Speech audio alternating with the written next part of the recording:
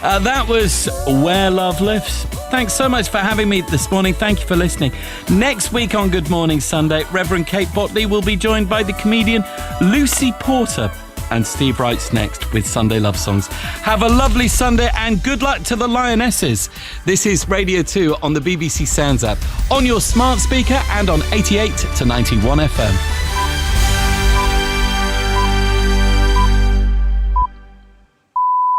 BBC News at 9 o'clock on Sunday, the 31st of July. Good morning, this is Frances Reid. England's women are looking to make footballing history as they face Germany in the Euro 2022 final. The two Conservative leadership contenders are pledging reforms to the NHS and education in England. And there are calls for disposable barbecues to be banned. England's women footballers will try to make history this afternoon when they take on Germany in the final of the European Championship at Wembley.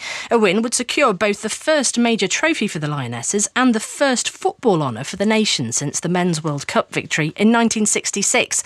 Ahead of the kick-off, they'll be honoured by an RAF flypast led by a Hercules aircraft with an all-female crew.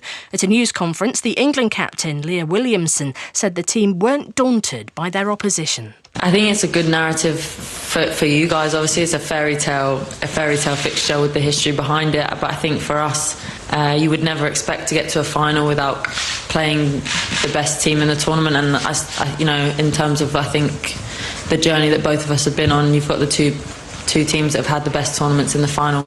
The two Conservative leadership candidates have promised changes to the NHS and education system ahead of next phase of the contest. Tory party members will begin receiving their ballot papers tomorrow. Here's our political correspondent, Nick Eardley. Rishi Sunak is currently the underdog, but is trying to win over members with a policy agenda he told the Sunday Telegraph would be transformational. On NHS waste, he said people not turning up for GP and hospital appointments were depriving others of care. He told the paper he wanted £10 fines for those who missed appointments without a proper excuse more than once. Liz Truss, meanwhile, has set out plans for reform of education in England. She wants to widen access to Oxford and Cambridge by automatically inviting students who get top grades to apply. It's unclear how that would work, but it would require broader changes to the admissions process. The Labour leader, Sir Keir Starmer, has insisted he supports people's right to strike, but that his focus is on getting his party into government. In an article in the Sunday Mirror, he says Labour must move away from being a party of protest so it can win power and hand it to working people. Sir Keir faced criticism after sacking the Shadow Minister Sam Tarry, who had attended an RMT picket line during the rail strike. US and Chinese officials say debris from a huge Chinese rocket has crashed to Earth over the Indian and Pacific Oceans. NASA had earlier criticised Beijing for failing to give details in advance about the rocket's descent. The administrator of the US Space Agency, Bill Nelson, said more information should have been provided to ensure the safety of people on Earth. There are growing calls for a ban on disposable barbecues because of fears that they're causing wildfires and leading to injuries. Costing as little as £5, the aluminium trays filled with charcoal remain very hot long after people have used them and walked away. The campaign group Keep Britain Tidy and the London Fire Brigade are calling for a ban.